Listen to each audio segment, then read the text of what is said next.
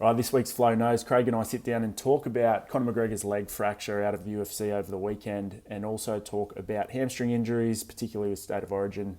Tommy Trebojevic comes up in there, and a few considerations for what you can do during lockdown. Have a listen on our YouTube channel and also on our podcasts. Link will be around this video or on our bio. So hope you like it. All right, Flow Knows. We're back. Craig's back. Back from your wedding, yeah. Married man. Yeah. How's married life? Yeah, it's going well. Smooth sailing so far. Yeah. Been away for I think 3 of the weeks, so only first week back in reality, but going well. So Can't good. complain. Good. Yeah. All right, so Flow Knows, we're going to talk about a couple of things today. Conor's leg fracture over the weekend. Everyone sort of would have seen that, or at least kind of viewed it. Everyone's got an opinion on it. We'll kind of just talk through some of the considerations from our end, looking at what's happened and then the actual kind of process, bony healing time, and kind of the stress strain stuff as well. And then we're going to go through some hamstring stuff, particularly State of Origin tonight. Tommy Turbo's he's been featured a fair bit in the news and things with his hamstring, so you'll talk a fair bit about kind of some of the research and what people can do, especially because we're in lockdown. So Yeah, definitely. Well, it's one of those ones, I suppose, everyone who was watching the fight on the weekend, and probably for those who weren't as well, you might have seen the highlights. And I suppose Conor McGregor's injury was one of those ones that once you see it, you can't really unsee it. So for anyone who's got a bit of a bit faint at heart when they see a nasty injury, that's probably not the most pleasant thing to see. But we've spoken about it a fair bit today in regards to like what we thought played a bit of a role. yeah. We're more of the opinion that might have been the straw that broke the camel's back.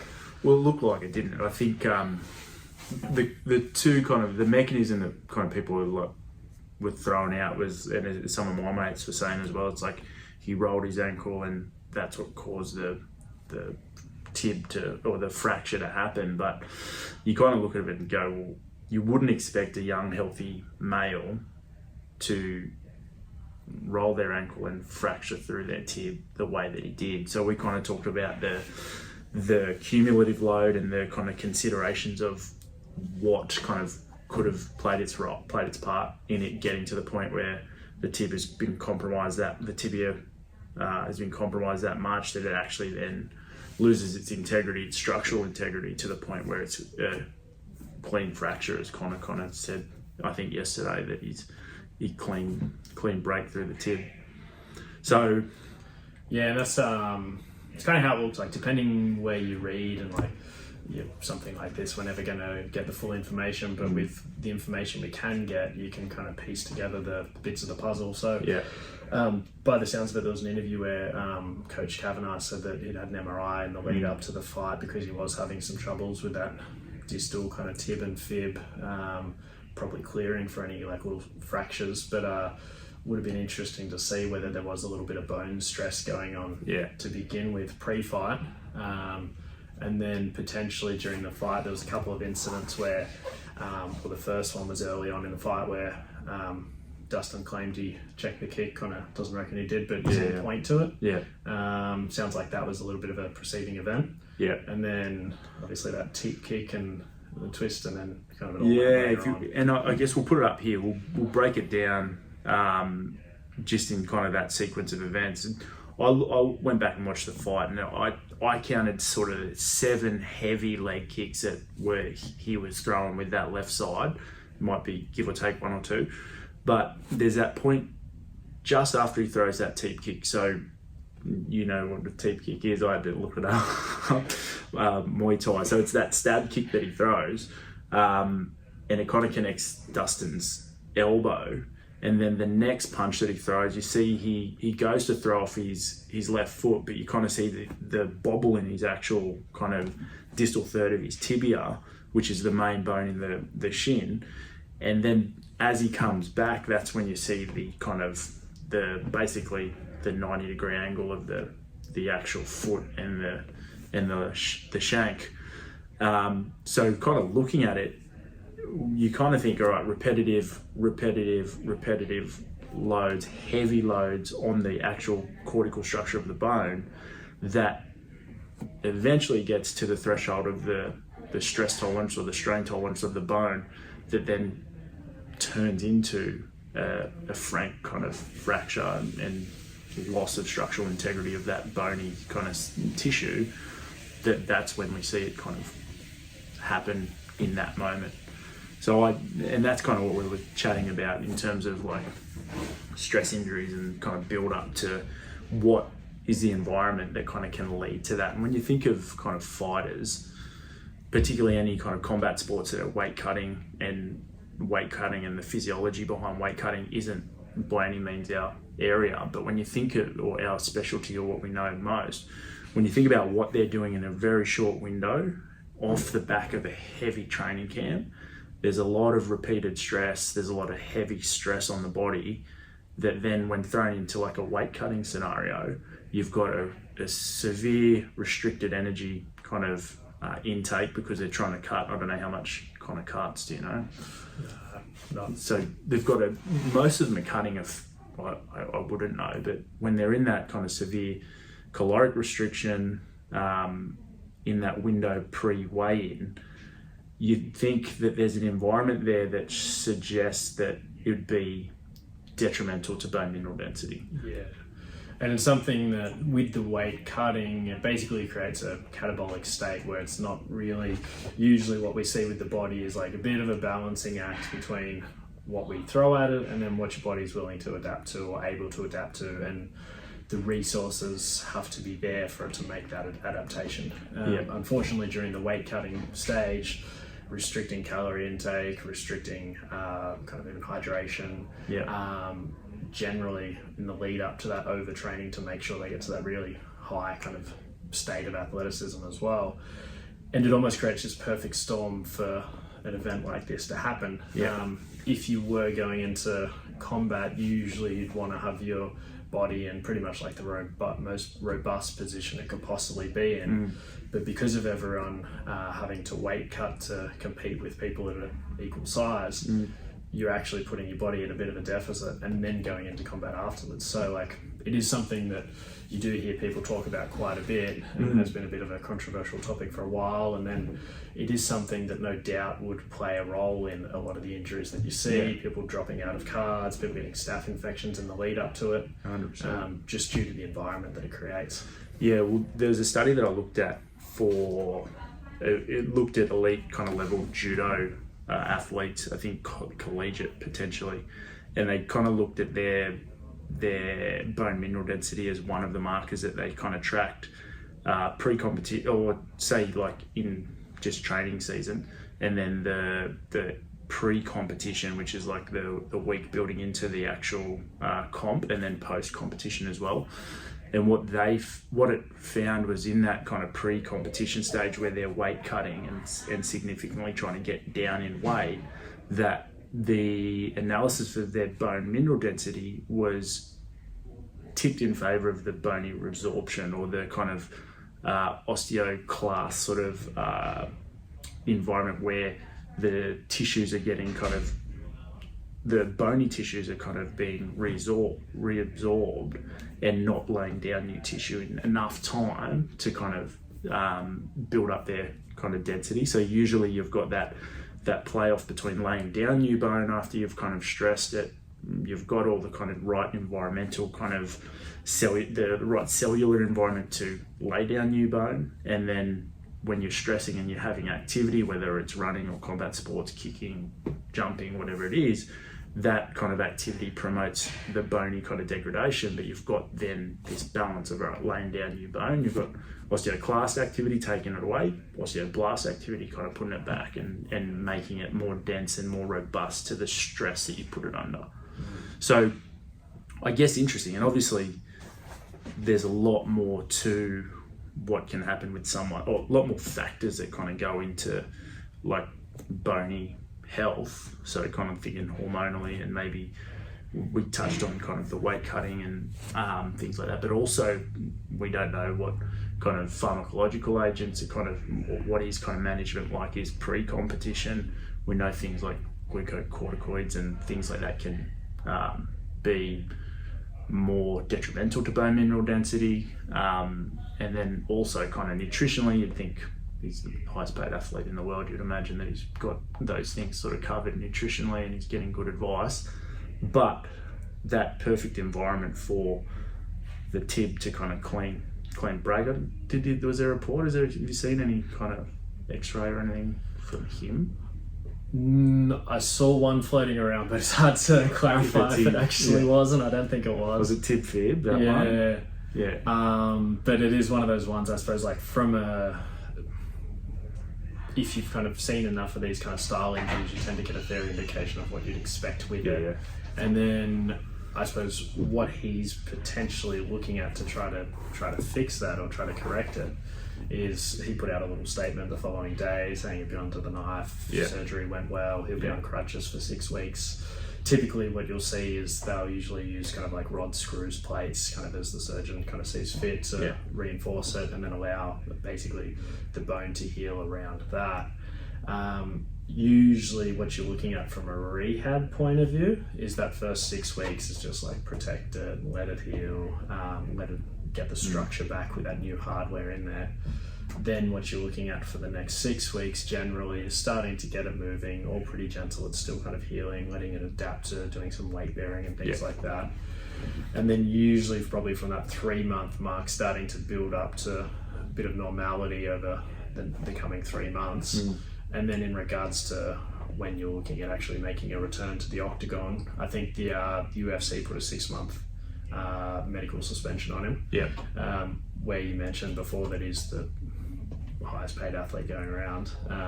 From his point of view, there's probably no rush in the sense that if he gives himself an extra 3 months or so if you're looking at getting back to normality by the end of that 6 and getting back into your full training, and then actually really trying to peak after that, is probably your best option for it.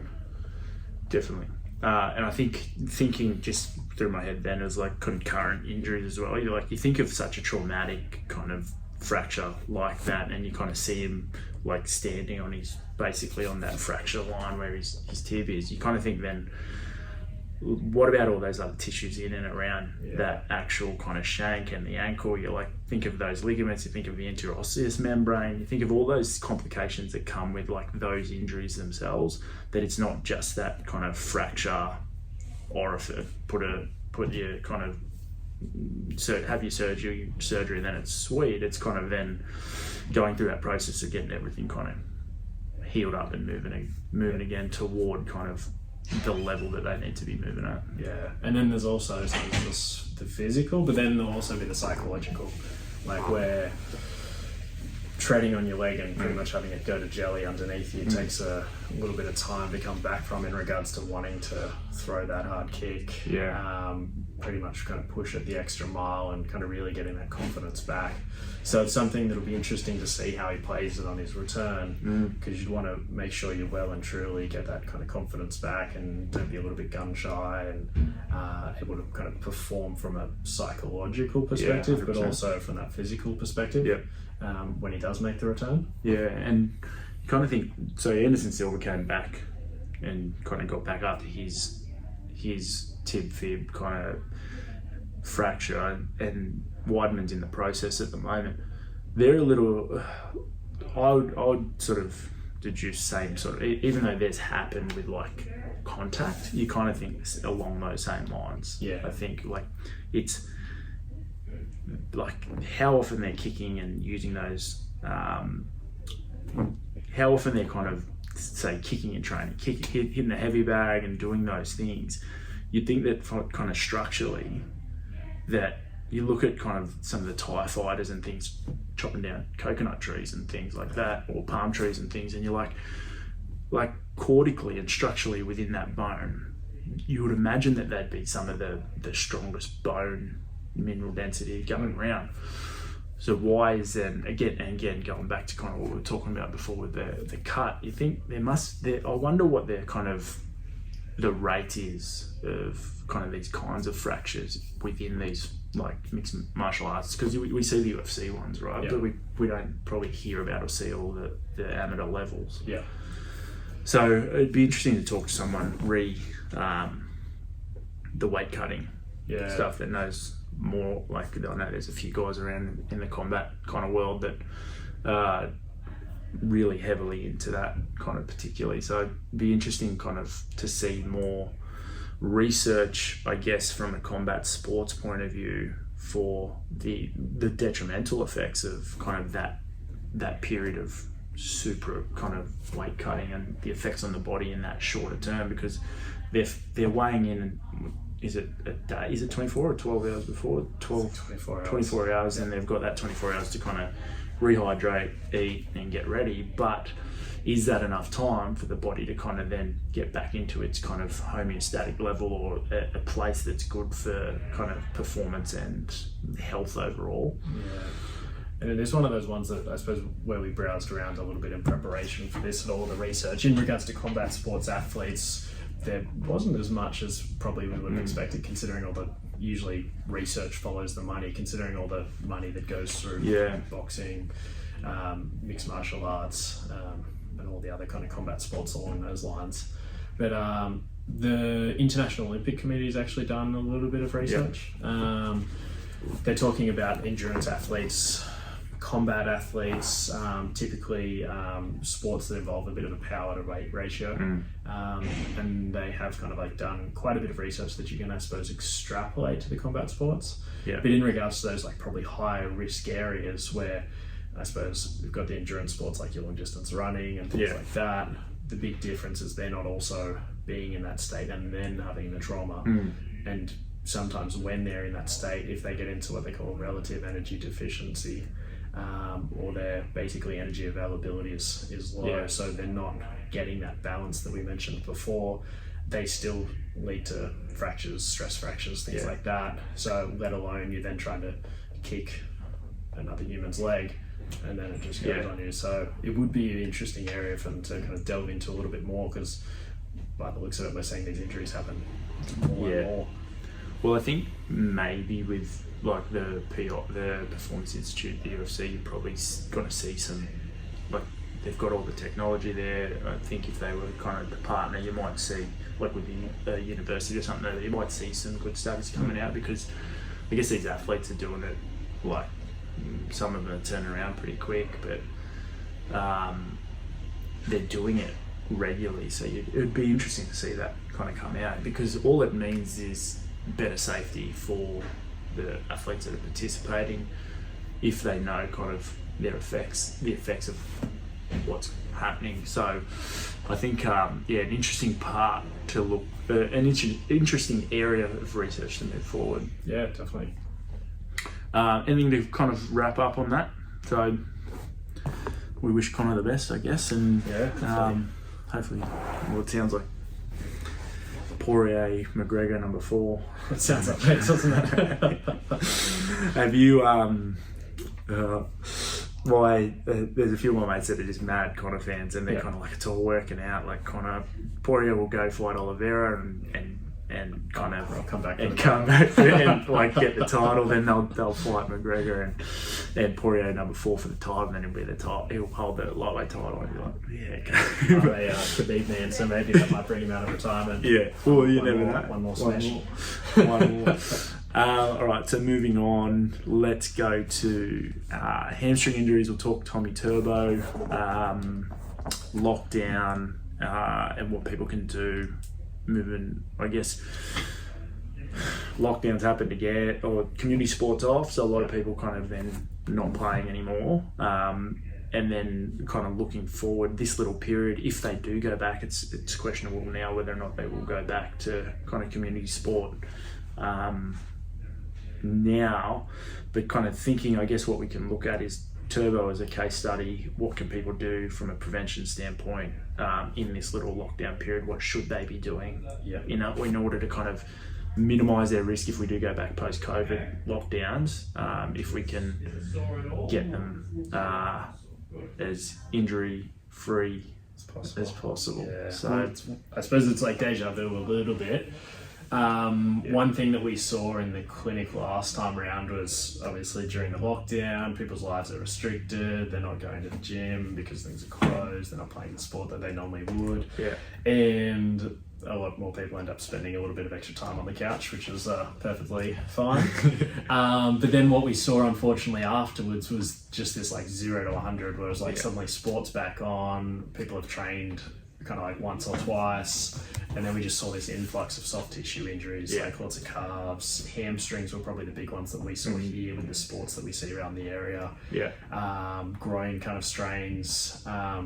So it's just one of those things where we mentioned going from 0 to 100. One of the biggest things that you can do is try to minimize that drop off. So if you play a sport where you're doing running, make sure you still run. If you're in a sport where you're doing some sprinting, make sure you're doing at least some sprinting over the course of the week.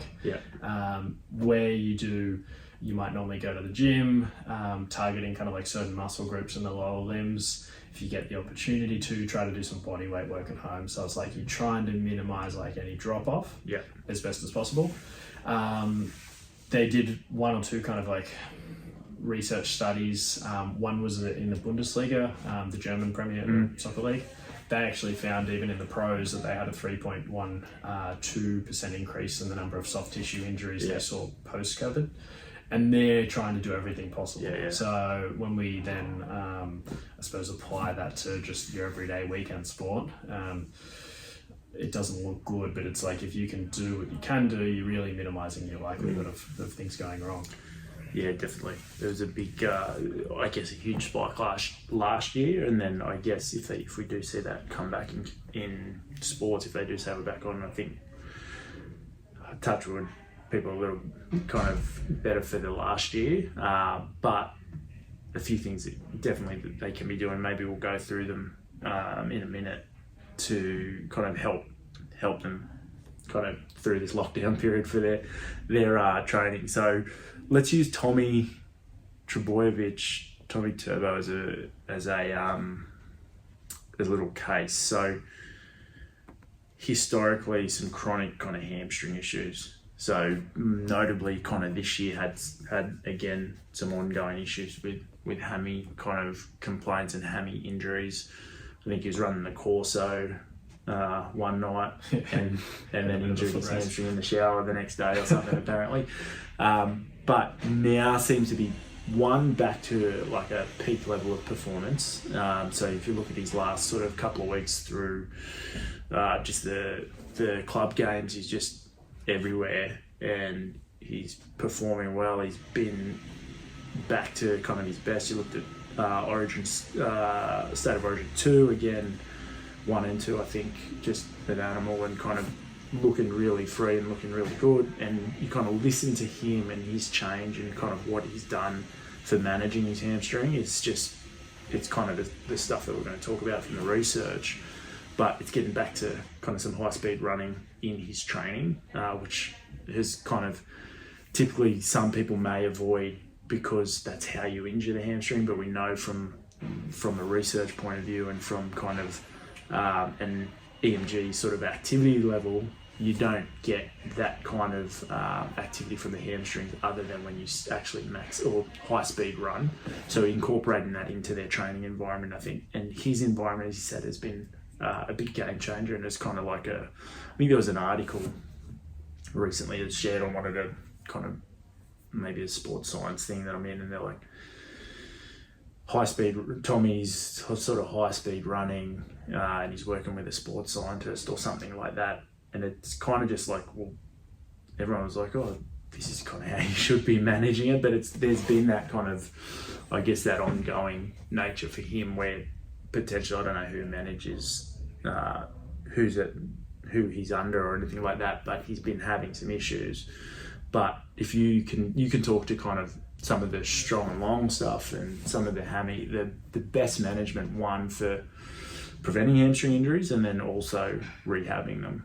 Yeah, kind of a bit of an approach. Yeah, definitely. And it's one of those ones, I suppose it's different at the top leagues or top levels where they wear GPS Yeah. trackers and things like that. So they also implement some like similar approaches in the English Premier League and have done for quite some time. But where all the players will be wearing GPS trackers, they're able to pretty much track what percentage of the athlete's top speed they get up to during any given match. So they'll call high speed running, depending where you read, either 90 or 95% of what your maximum speed is. Yeah. And then if you haven't got that in the game, even though you've played a game, you've worked pretty hard, you're probably kind of buggered, at some stage during the week, you look at actually making sure you do get up to that so that you don't inadvertently go weeks on end without reaching your peak. And then suddenly one game, you get an intercept and you've got to put the foot down and then you've done your hamstring. So regular athletes can just do it as a RPE. So it's like what you perceive to be your rate of exertion. So it's like, okay, I'm running at 100%. So you can just take that similar approach to your own training during the lockdown period without the need for any kind of fancy gadgets. So that's one thing. And the exposures to it aren't even all that large in reality. Sometimes it'll just be just a number of sprints, might be up to 30, 40 meters. Just make sure you get that kind of like top speed, running them through 8 to 10 times, for example. Everyone's prescription will be different, but it doesn't actually have to be a huge amount of it. It's just giving you that little bit of a dosage to make sure your body's well and truly capable of doing it for when the time arises. I think I read there's also that, and topical in the sense that the article that I read is like high speed sprinting as a vaccine for hamstring muscle injury.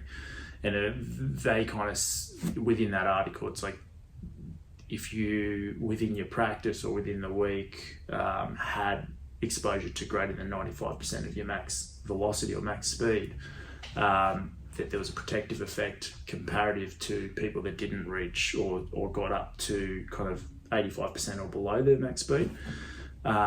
So using sprinting as a prevention tool and kind of understanding that kind of it's not, you shouldn't, if you've had a previous hamstring injury, you've got to kind of be thinking early in your rehab, we need to start progressing back toward high speed running and sprinting. And I kind of, just from like an everyday clinic point of view, you kind of see so many people come through with hammy injuries that may or may not follow your advice about getting back to kind of their high speed 95 plus sprinting. And typically if they haven't spent some time exposed to that within their rehab period, they're the ones that tend to recur and tend to kind of be back in, and that just then prolongs the issue. So it's kind of I think a tool that early, if you have injured your hamstring, you've got to think about you've got to get back to that max speed and not just wait until you're back in the game and then have a one-on-one if you're playing soccer or something, or you're chasing down someone or you're taking an intercept, then all of a sudden it's kind of not where it needs to be. So take us through then. I know we put up a little blog that you had talking about strength and length. So talking about eccentric kind of knee flexor strength, and then also the fascicle length as a bit of a basically with that strong and long is something that we kind of tend to aim for with the hamstring. So there's usually a bit of an interrelationship between the two. So you tend to get a lot of people in the clinic and they'll be like, oh, my hamstrings are always tight. But what we also tend to find is they can stretch them all day, but their hamstrings are often a bit weak too. So they'll give the sensation of tightness because it's almost like they're redlining. What they're throwing at it, they're doing everything they can do, and they're just chronically tight as a result. So in these people in particular, but for people who've had a previous history, will tend to do quite a bit of hamstring strengthening. And then what you see is the flexibility actually increases if you select the right exercises without actually having to do hours of just laying on your back, just holding your leg up in the air. So there's a couple of things that we'll tend to focus on. Usually we'll look at some knee dominant and some hip dominant exercises. So kind of a couple of examples of each, like knee dominant, because the hamstring crosses basically our hip and our knee joint, we want to work on some exercises that are really kind of like focused on keeping the hip still but moving the knee. So things like your hamstring curls, are probably like your most common example of that. And then something that's more of a hip dominant exercise, like a single leg Romanian deadlift, where your knee's staying relatively stable, and your hip is, or I suppose your hamstring is kind of driving that hip motion. Usually, if we can get a combination of these things going, that creates like our solid foundation. It's shown to, I suppose, from a fascicle kind of perspective, strengthen things, basically increase the robustness of the area as a total. Yeah. And then if we can add some of that sprint work in, that tends to be often the icing on the cake with things too. Yeah, I just pulled up your little blog. Interesting, the title of the little kind of infographic that I like, it says "Escape the Quadrant of Doom." Oh, yeah. So what is the Quadrant of Doom? It's exactly kind of what you're talking about, where we're talking about trying to get strong and long. So trying to get the fascicle length, or trying to improve knee flexor eccentric strength, so your hamstring kind of lengthening strength, and then also trying to stay out of that out of the quadrant where you're weak and short, to a degree. So I think what the take home in the Quadrant of Doom is, being weak and short, you're more likely to kind of have a hamstring injury based off some of this research, which makes sense when you just think biomechanically of how the hamstrings are kind of working when you're sprinting. They're kind of, if you imagine you're kind of up in that kind of position where you're sprinting, usually what's happening, especially with your sprinting hamstring injuries, you're kind of slowing down that shin from kind of kicking off into space sort of thing. So the hamstrings are really working as they lengthen to stop that shin from kind of moving too far. So they're lengthening out and they're having to kind of contract. And that's often where we see the issues with people. So if they're strong with that control or that eccentric portion, and they've got decent fascicle length, they've got good flexibility, they're less likely, based off kind of some of the research that looked at knee flexor eccentric strength and then also the fascicle length. So the Quadrant of Doom. Yeah, sounds a bit scary, but yeah, it's one of those ones like Don't be scared of it. So yeah, your most common hamstring injury is you sprinting. So you'll often see it at the Olympics, 100-meter sprint. Suddenly, someone looks like them in sniper, just grab the outside of the back of their thigh. Yeah. They're the most common ones that we see. They often feel a bit more horrific to begin with, but they actually do bounce back a little bit quicker. Yeah. And then the other ones that we see are more kind of like your gymnast, your dancer, or your soccer player potentially overstriding to get to the ball. They're more your stretch type injuries. Yeah. Typically they'll be higher up. Usually they don't feel as bad to begin with, but they'll actually be a lot of, often like a slower, kind of like grumblier progression, particularly in some of those like dancers and gymnasts who need to get back to doing the splits and things like that. Yeah, definitely. But like regardless of your sport, if you're able to take that approach strong, long, usually it goes pretty well. Tell me then, as a takeaway, what are your 3 best hamstring exercises that you would recommend I do in this lockdown period? We'll take the lockdown approach, so we'll go minimal equipment. Yeah, so like something that someone's watching their play sport, they know they can kind of like, they need to be doing something. Yeah. Can't go to the gym. Yeah. Can get out in the park. Can do some stuff at home. What would you give? Yeah. So where we spoke before about a knee dominant, hip dominant, and then maybe something else thrown in. Probably my knee dominant one. I like bridges with the feet up. Yeah. Depending on the level that you're at, either go both legs up. If you're pretty good at that, go one leg up. If you're pretty good at that, if you've got a Swiss ball or just like a home office wheelie chair, pop one of your legs up on that or both. Go up, roll your legs out, bring them back in, back down. If you're really good, go single leg up, out, back in. Yeah. That's kind of a really nice one. Works things really hard and it's pretty progressive, so you can kind of find where you're at on the ladder. I really like single leg deadlifts. So either body weight and then just increasing your tempo, so kind of like a slow down, but then kind of like a real kind of quick kind of pop up. And then you can kind of increase that if you do have a little weight. If you don't have any weights at home, you can even get some of those like green reusable Woolies bags, pop some maybe old cartons of milk in there, kind of make your own weight at home. Yeah, I like it. So I think there's your knee dominant, there's your hip dominant, and then if you're actually able to get out and do some high speed running, you've kind of like ticked all your boxes in a pretty kind of like short space of time. Nice.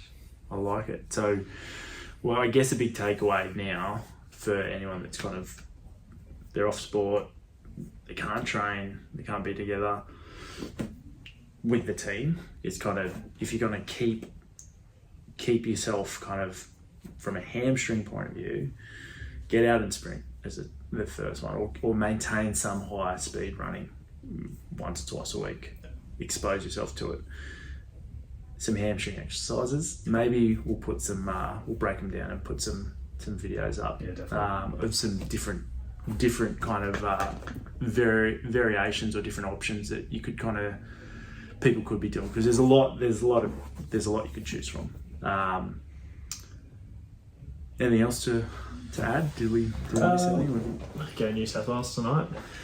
Origin 3. Yeah. Reckon I'll do it. 3 games in Queensland, 3 New South Wales wins. I think so. Whitewash. I think so. All right. Flo knows. I don't know where we'll put this up, but maybe we'll put it up on our YouTube, and we'll put it on Facebook and probably Instagram. We're back. All right. Thank you, Craig. Thank you, Jason. Okay, ready.